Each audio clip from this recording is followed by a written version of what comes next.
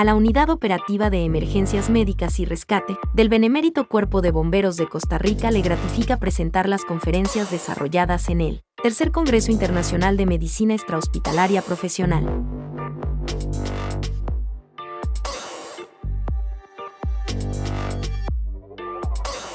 Ustedes, ¿cómo no? Muy bien, vamos a continuar con el tercer exponente del día de hoy. Se trata de don Eric Méndez Fernández. Don Eric es especialista en rescate vertical y espeleología. Además, es instructor en la Academia Nacional del Benemérito Cuerpo de Bomberos de Costa Rica.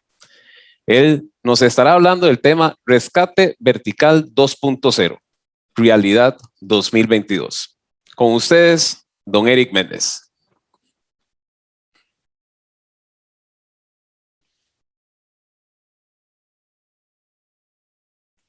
Muy buenas noches, muchas gracias por la asistencia, muchas gracias a los organizadores del Congreso. En el día de hoy vamos a hablar sobre el rescate vertical, sobre la forma en que nosotros como rescatistas podemos organizar un incidente y poder sacarle provecho no solamente al conocimiento, sino también al equipo que tenemos presente en nuestras estaciones o en nuestros equipos de respuesta. Bien, ¿cómo está compuesto un equipo de rescate vertical? O un equipo de rescate. En realidad hay un componente importante sobre la composición de un equipo de rescate, donde incluimos el personal, que es sumamente importante para poder atender cualquier emergencia, no solamente en cantidad, sino en conocimiento también, que es parte de nuestra prioridad, darle conocimiento apropiado a ese personal, y el equipo. Con respecto al equipo, existe una variedad increíble en el mercado, existe una gama muy amplia de equipo que podemos encontrar, pero hay que saberle sacar el máximo provecho. Ahora, cuando no tenemos el equipo suficiente para poder atender una situación específica, lo más importante y lo que se vuelve importante es el conocimiento del personal. Bien. ¿Qué incluimos dentro del personal? ¿Cuáles son las ventajas que nosotros tenemos al formar el personal adecuadamente? Cuando tenemos el personal que pueda solventar necesidades, que pueda ayudarnos y colaborar en una situación de rescate, ese personal se vuelve sumamente importante. ¿Qué vamos a hacer antes, durante y después de una emergencia? ¿Qué es lo que va a hacer este personal? ¿Cuál es la forma de actuar de este personal? Bien.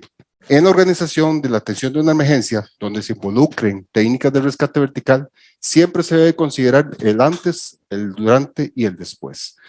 ¿Qué es lo que vamos a ver antes? La capacitación del personal.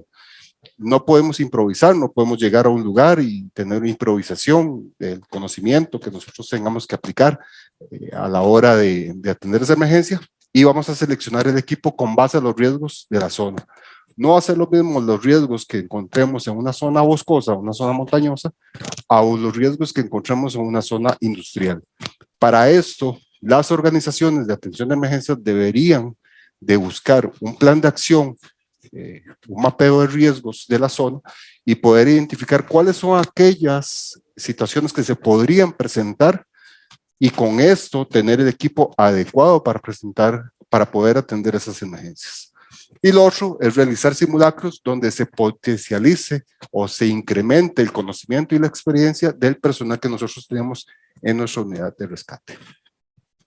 Durante, se debe realizar un listado de confirmación que nos ayude a organizar las necesidades y operaciones durante un incidente. Este listado de confirmación o el checklist, como muchos le conocen, debe incluir lo siguiente: la evaluación primaria, que esa evaluación primaria es recabar toda la información de testigos y reporte del incidente. Esta información de los testigos nos va a servir a nosotros para poder desplazar las unidades que sean necesarias para atender esta situación de emergencia. La localización, número y condición de las víctimas nos va también a dar una alternativa, o nos va a dar una ventaja sobre con qué equipos y con cuánto personal vamos a tener que atender. Identificar los peligros como por ejemplo rocas, si hay caídas de objetos, si el terreno es dificultoso, en fin, cualquier otra situación de riesgo que podía presentarse en el lugar, y seleccionar el modo de acceso y el método de recuperación. El modo de acceso no siempre, lo más conveniente o lo más normal es ingresar de forma vertical. Hay muchos métodos de acceso que podrían realizarse de forma a pie o con vehículos sin necesidad de utilizar los medios verticales para poder accesar a la víctima. Todo eso hay que analizarlo. La evaluación secundaria incluye el tipo de terreno. Y aquí donde nosotros tenemos que analizar si el rescate va a ser no técnico, cuando la inclinación del terreno va a ser de menos del 40%, o técnico, cuando la inclinación del terreno es de más del 40%. ¿Cómo determinamos esto? Vamos a verlo en la siguiente diapositiva. Y también otra de las cosas que nosotros tenemos que valorar es si se requiere más personal, más calificado, más personal para que nos colabore, o bien si se ocupa de equipo más técnico, ¿ok? Respecto a lo que es el terreno, o si el rescate va a ser técnico o no, nosotros podemos basarnos en este gráfico, donde podemos ver que la inclinación del terreno va a determinar si ocupamos una o dos cuerdas, o bien si no ocupamos cuerdas. Si el riesgo es mínimo y el terreno es de 0 a 15 grados, es posible que se ocupe una cuerda solamente para dar seguridad al personal y a la víctima que está siendo atendida. Si el ángulo es de 15 a 40 grados, se podría requerir de una cuerda para poderle dar seguridad. Si los ángulos superan los 40 grados, y estamos hablando de 40, 60 y 60 o más grados de inclinación, ya es requerido y se considera un rescate técnico. Ahí es donde nosotros tenemos que valorar la posibilidad de requerir más personal y más equipo. Siempre en un rescate técnico se van a requerir 2 cuerdas para poder atender esa situación. Lo siguiente, siguiendo con la lista de chequeo, vamos a ver las operaciones pre-rescate. Vamos a asegurar la escena general. Tenemos que asegurar todo el entorno que está alrededor del lugar donde se está presentando el incidente. Asegurar la escena del rescate, estableciendo un puesto de mando, designando al oficial de seguridad, desarrollando un plan de acción y desarrollando un plan de respaldo. ¿Qué pasa si el plan de acción que yo estoy aplicando no me funciona? ¿Qué pasa como alternativa? ¿Qué pasa si ese plan de acción se me vino al suelo, se me cayó o pasa alguna situación que me obligue a tener un plan de respaldo? Perdón. El equipo de protección es el adecuado. Todo el personal tiene su equipo de protección adecuado.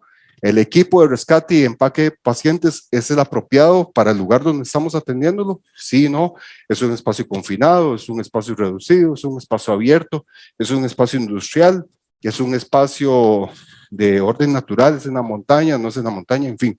Todo eso tenemos que considerarlo nosotros. Y la reunión pre-rescate es la que nosotros vamos a realizar para poder designar las funciones en cada uno de los rescatistas conforme a las necesidades que tenga el incidente. Ya las operaciones de rescate, vamos a detallar lo que es el despliegue del personal y vamos a dar el método de ingreso. Va a ser el personal caminando, va a ser por descenso, por traslado, descenso de cargas, o va a ser por medio de helicóptero si lo llegáramos a tener.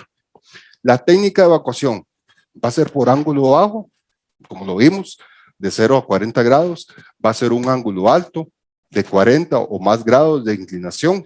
Vamos a utilizar descenso de carga o ascenso por medio de sistemas de ventaja mecánica. Vamos a utilizar helicópteros o vamos a utilizar cualquier otro medio para evacuar a esa persona.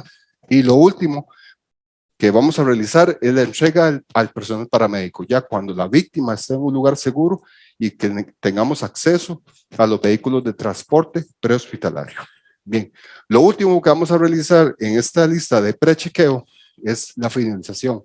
¿Qué es lo que vamos a realizar? Una recogida del equipo, vamos a recoger el equipo, vamos a alistar el equipo para poderlo llevar a las estaciones o al lugar de trabajo y vamos a reportar, a recibir el reporte del personal de rescate. Ese reporte a nosotros nos va a servir como un análisis post-incidente para poder analizar qué se hizo bien y qué hay oportunidades de mejora durante las próximas atenciones que tengamos. Bien. Después de finalizar o después de que se ha realizado el rescate, vamos a dar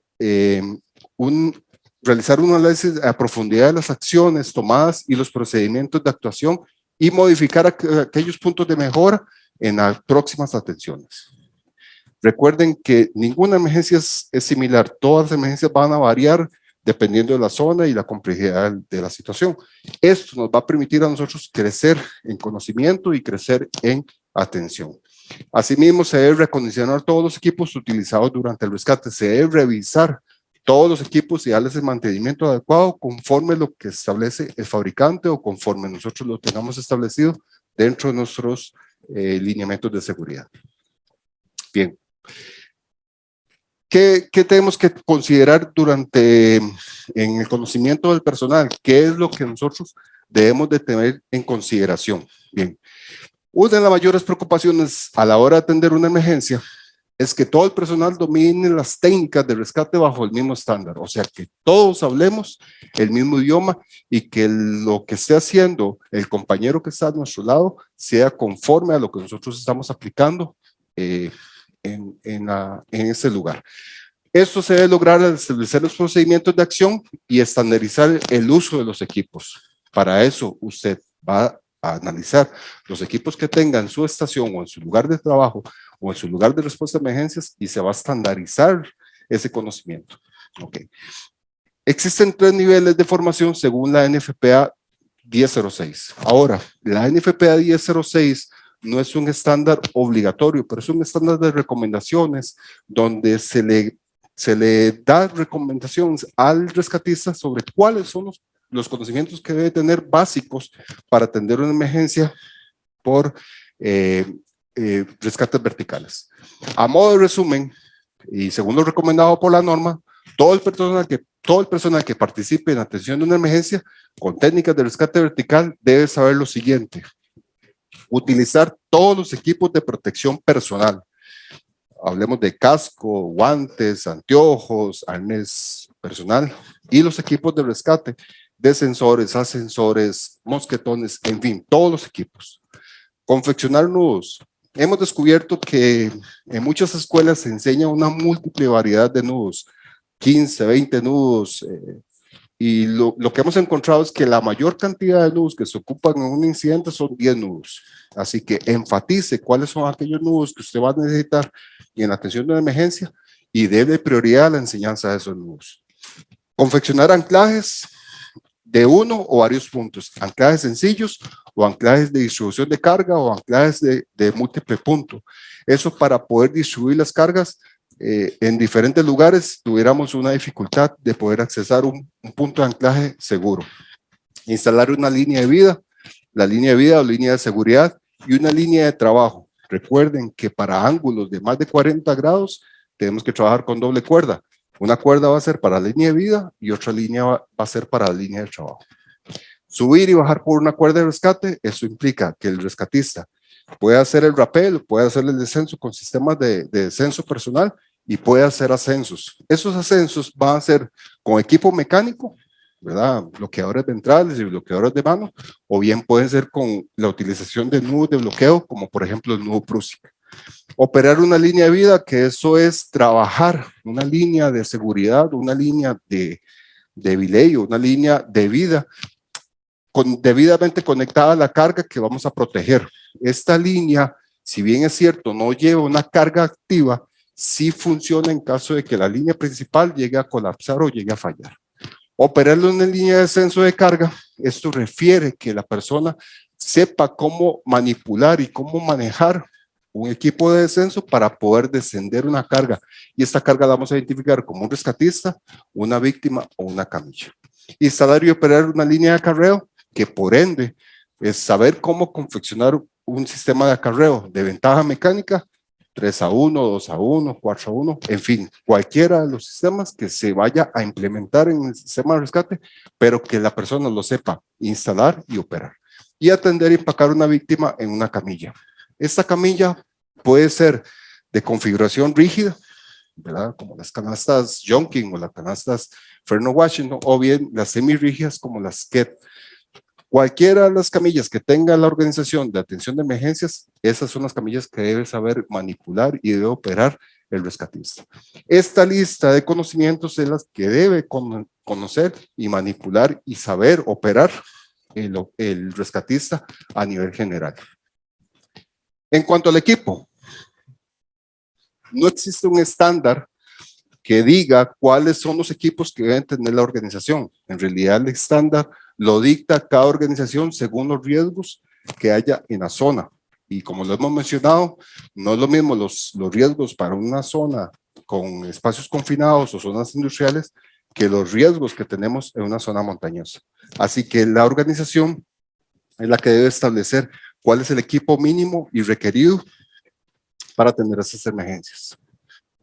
Uno de los mayores problemas en las organizaciones de atención de emergencias son o el personal está muy capacitado, tiene mucha capacitación, pero tiene muy poco equipo, o por el contrario, tiene mucho equipo y muy poco personal. Muy poco personal para atender emergencias diversas. Hemos identificado cuáles son los equipos mínimos requeridos para atender una emergencia de rescate vertical.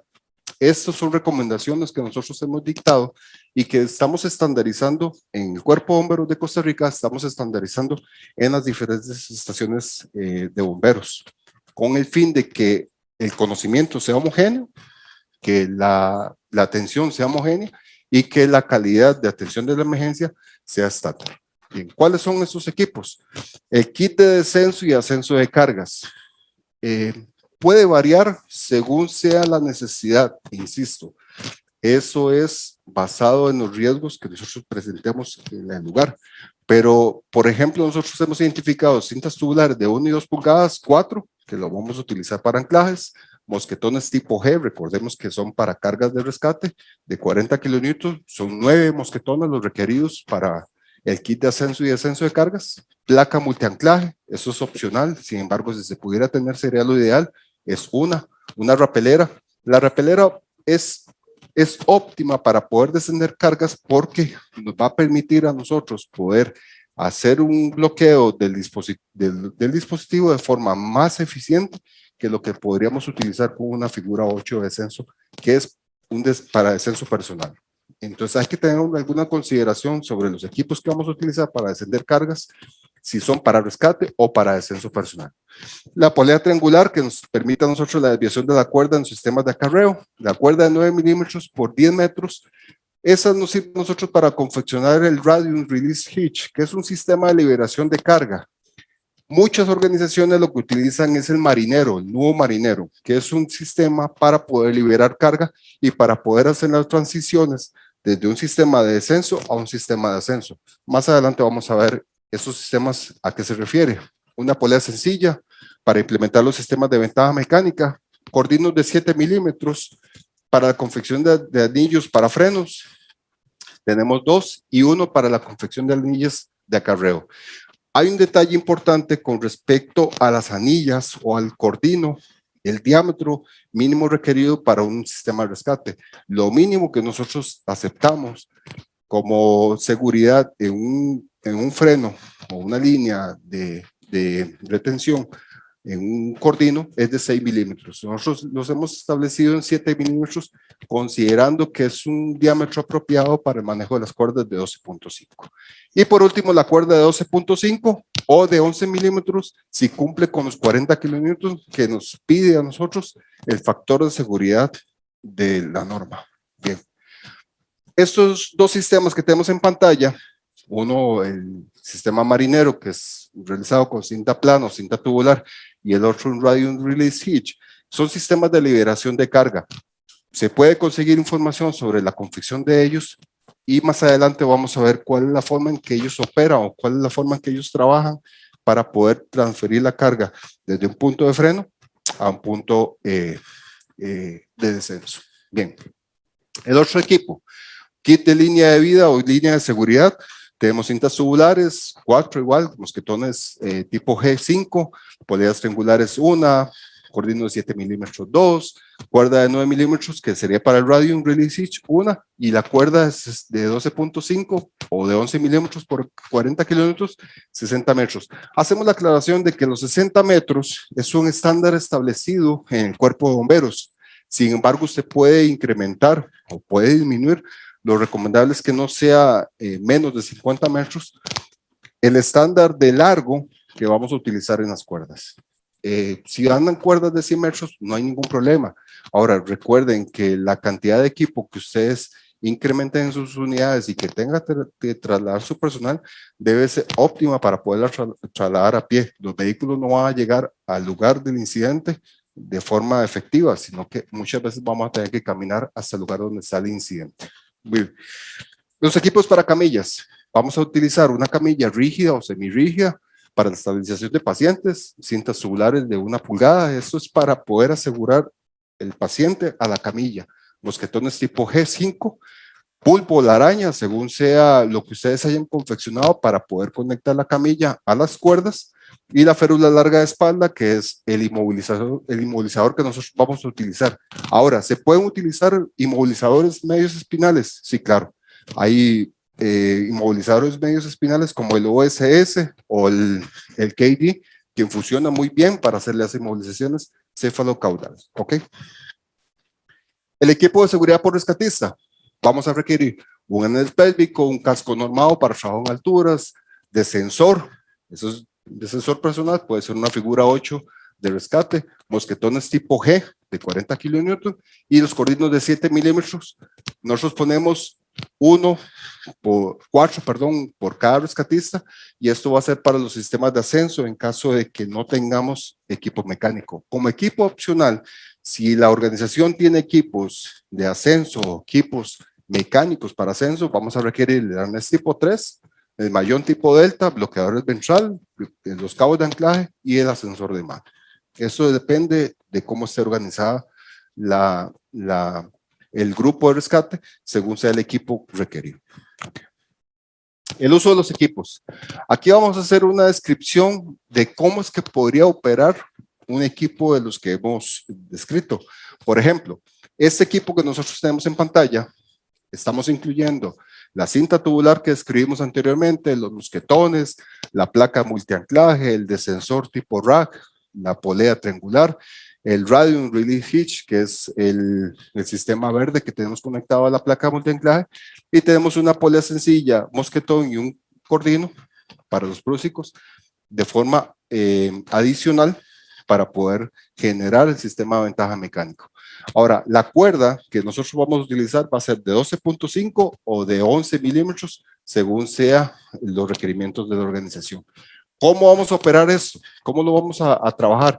Vean ustedes que es poco equipo y con esto podemos realizar 2 labores, que es el descenso de las cargas y la recuperación de la carga. Lo primero que vamos a realizar nosotros es colocar el dispositivo de descenso de carga en el punto de anclaje.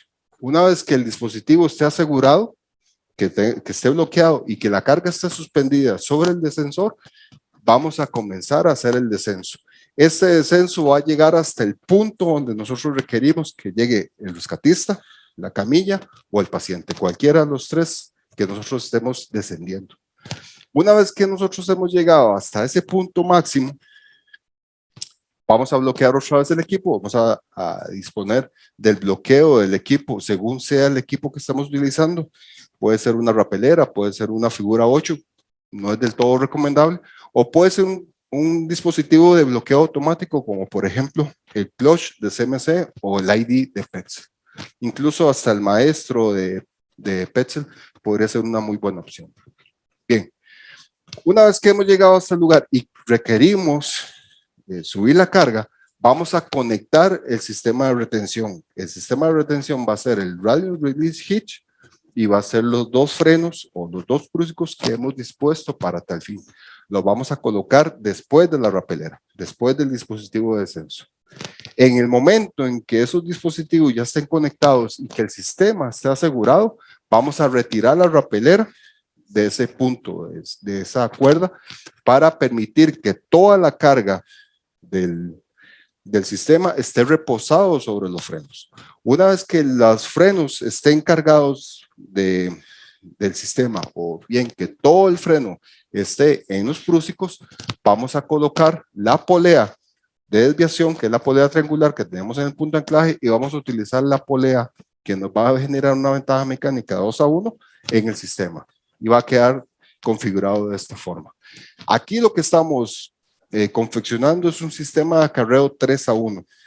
El sistema 3-a-1 nos permite la elevación de la carga que a la hora que usted jala 1 metro de cuerda, lo que va a subir la carga son 33 centímetros. O bien, si usted jala 3 metros de cuerda, lo que va a subir la carga es 1 metro.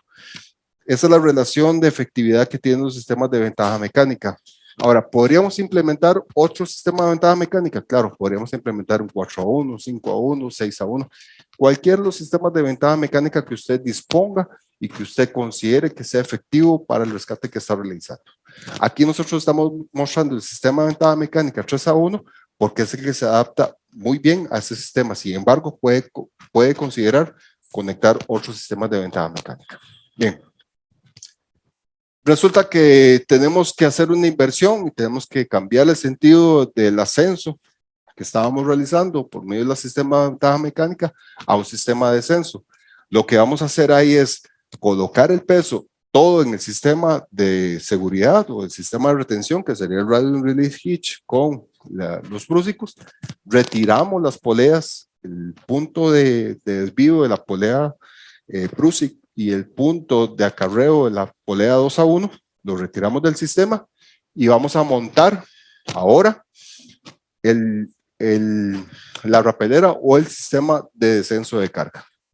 Ya una vez que esté montado y que esté bloqueado, vamos a liberar el sistema Radial Release Hitch, vamos a darle la extensión necesaria para poder transferir la carga del radium al sistema de descenso.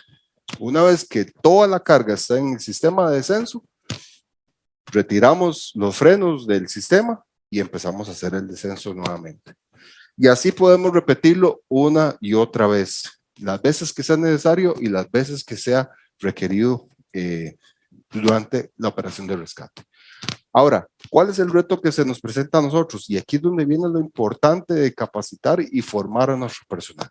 Si nosotros a la hora de atender una emergencia tenemos que montar líneas de vida, líneas de acarreo, líneas de descenso, que por cierto la línea de sistema de acarreo, de vida o de seguridad va a ser presentada con un nudo Prusik o lo que se conoce como tándem Prusik. Es importante cambiar la mentalidad que existe de utilizar figuras de descenso, por ejemplo el 8 de rescate, como líneas de vida o como asegurador de líneas de carga.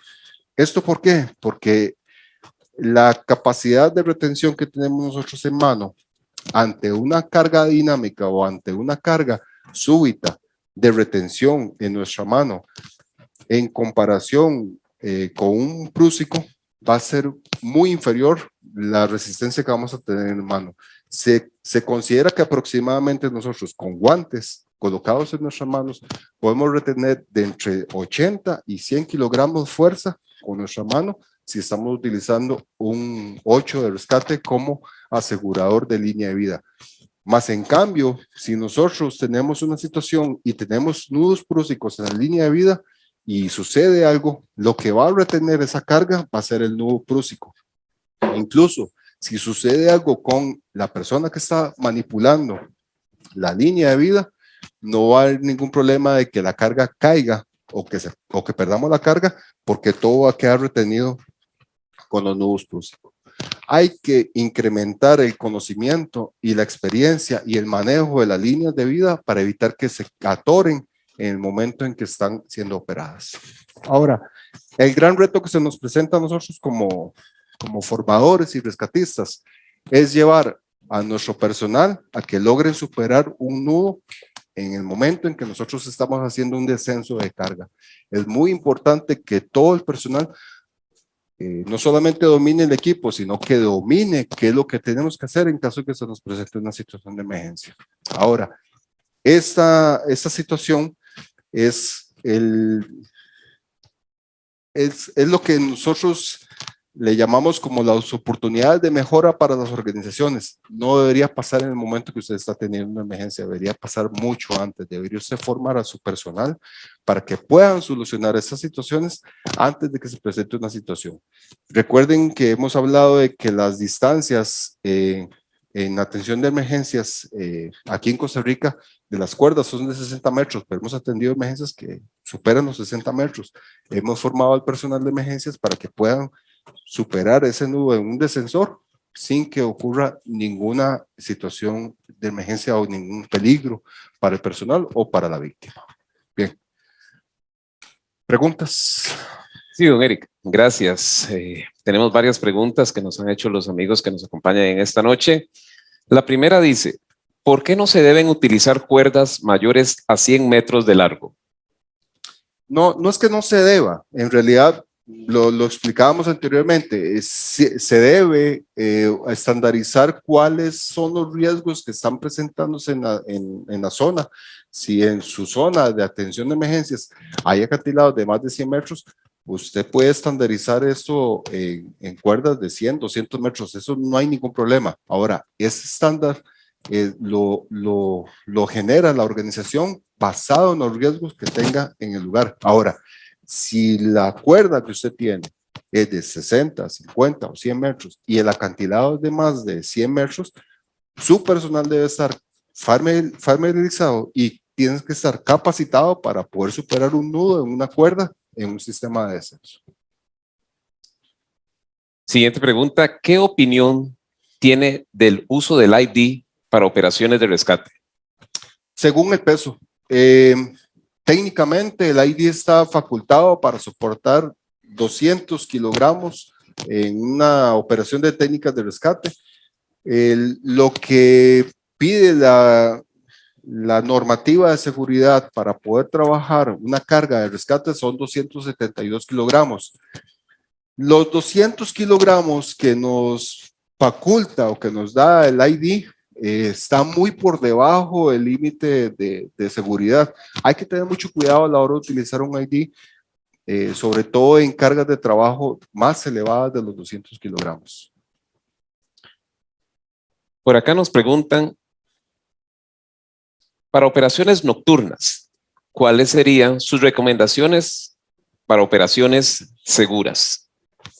Primero que todo, que el personal esté facultado para poder realizar estas operaciones, que ya haya practicado, que ya haya entrenado previamente con una situación específica como esta, que el personal no solamente tenga los medios adecuados para poder atenderlo, como por ejemplo una iluminación adecuada, que la iluminación esté montada en casco, que la iluminación sea totalmente autónoma, y me refiero a autónoma. Hoy en día han salido muchos focos de baterías recargables, y cuando la extensión de la emergencia se prolonga por mucho tiempo, esos focos muchas veces no están del todo cargados o no tienen una batería adicional.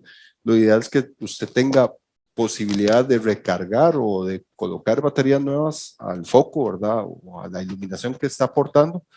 Pero sobre todo, en cuanto al equipo, no va a variar más que por condiciones de luz, pero lo importante es que el personal esté familiarizado con el lugar donde está realizándose la emergencia, y que por condiciones climatológicas también tenga algún método para poder subsanar alguna situación que se le esté presentando. ¿Es recomendable andar los sistemas ya armados en los bolsos o es preferible armarlo en la escena? Siempre es preferible mejor tenerlo armado, y eso va muy de la mano con la preorganización. Si usted tiene bolsos con ya la cuerda destinada y con los equipos, por ejemplo, que acabamos de ver en la descripción, en las imágenes, es el RPR. Si nosotros lo tenemos armado, o si tenemos armado el sistema de belay en un bolso, es perfecto, porque eso aliviana mucho el tiempo de respuesta. Lo que sí va a variar mucho es el punto de anclaje. Los sistemas de anclaje lo vamos a realizar con cintas tubulares, podemos utilizar chapas de anclaje, podemos utilizar piquetas o demás, pero eso es lo único que va a variar. Pero el sistema como tal se va a mantener intacto. Si lo guardamos en el bolso, y va a disminuir mucho el tiempo de respuesta.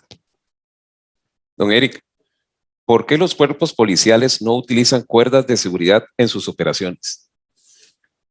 No es una respuesta que le podría dar yo.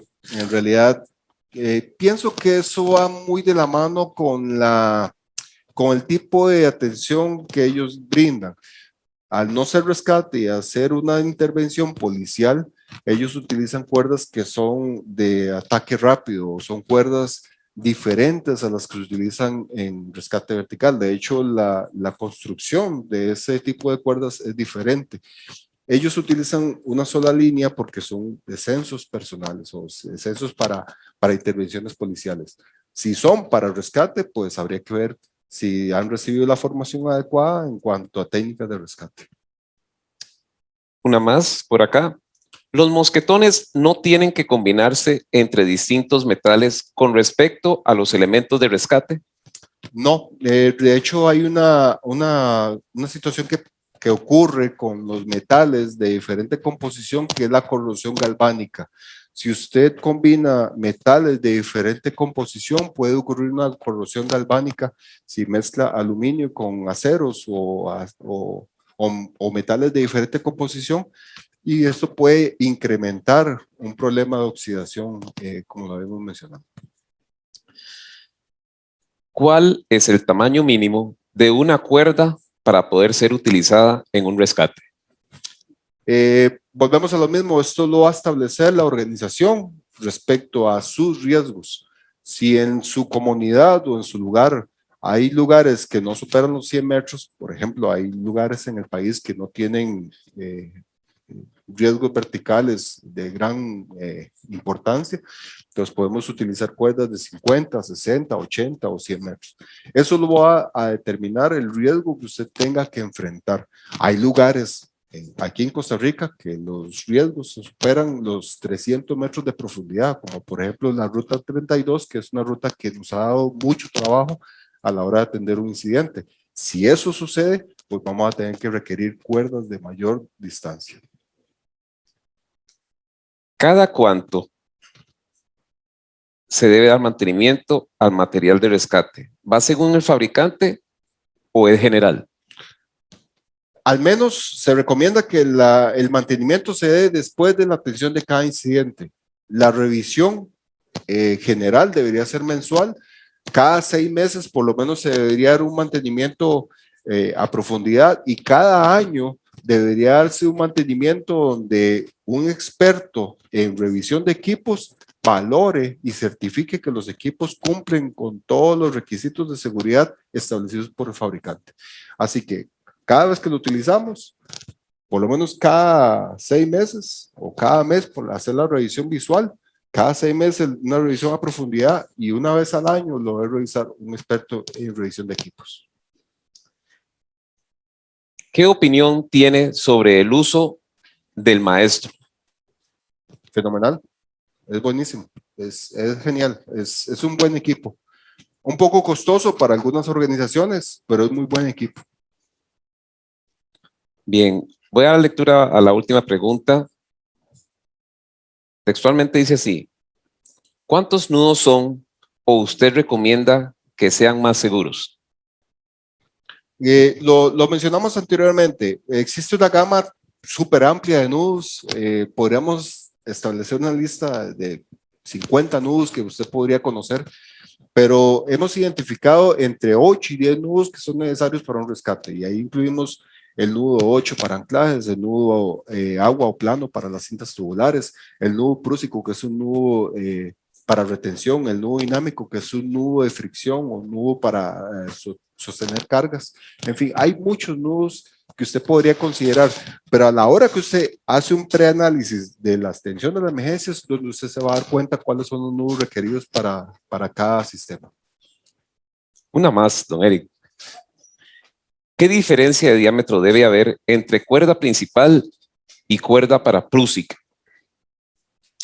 Se establece por medida de seguridad que no supere los 4 milímetros. Los 4 milímetros es lo ideal. Por eso es que la relación de 6 milímetros como mínimo en el cordino va muy de la mano con el diámetro de cuerda de 11 milímetros o bien de cuerdas de 12.5. Ahora, utilizar una cuerda o un cordino, perdón, de 7 milímetros permite que ese rango de acción o rango de trabajo en una cuerda de 11 milímetros se ajuste lo necesario para los 4 milímetros mínimos requeridos. Es muy importante no solamente el diámetro entre cuerdas y cordinos, sino también el material con el que está fabricado. Las cuerdas de poliéster y los cordinos de poliéster tienden a generar menos fricción. Los cordinos de nylon y las cuerdas de poliéster generan muy buena fricción, así que usted también tiene que escoger cuál es el material con el que está construido el cordino y la cuerda. Muchas gracias por acompañarnos. Los esperamos en el próximo Congreso Internacional de Medicina Extrahospitalaria Profesional.